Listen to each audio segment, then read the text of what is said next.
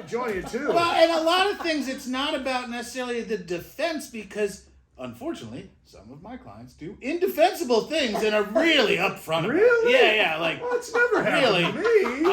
They He must be a different they kind make of some defense attorney. very poor choices at times. So- Unconscious. but it's redefining what the win is.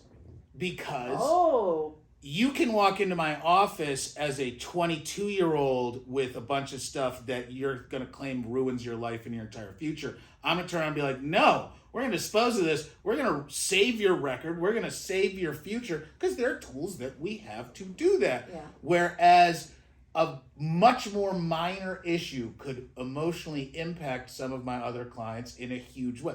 Nothing is as vicious as someone who is completely unfamiliar with jail, going to jail for an hour. And some of my That'd be clients, me. Don't put me in jail for an hour. It is. It tends to be my more educated, higher skewing clients.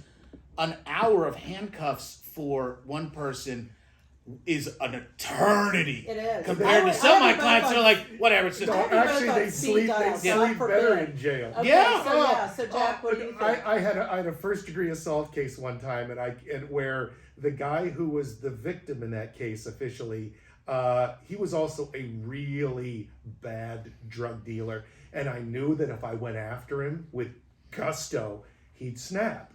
And in the middle of the trial, he threatened to murder me. Yep. And then threatened to murder the prosecutor, jumped out of the box and ran out of the courtroom.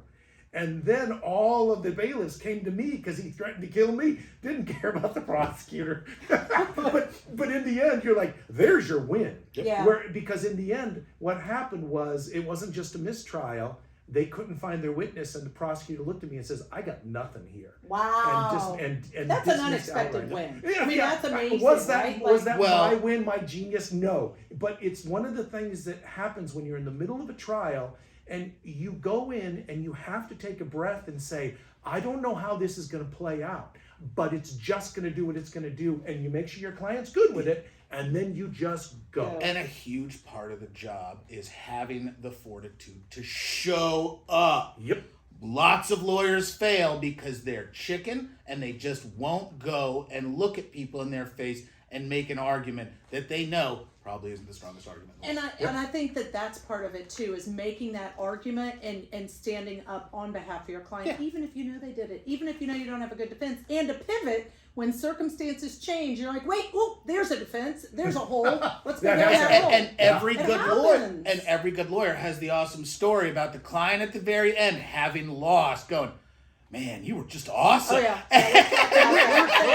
We're crying. We're devastated. We're like, what are they gonna do? patting you on the back. And he's like, All man, you really fought for You're me. really That good. happens. You're really Oh. great. Thanks for trying. Yeah. You're welcome. I didn't know you were that good a lawyer, man. That's awesome.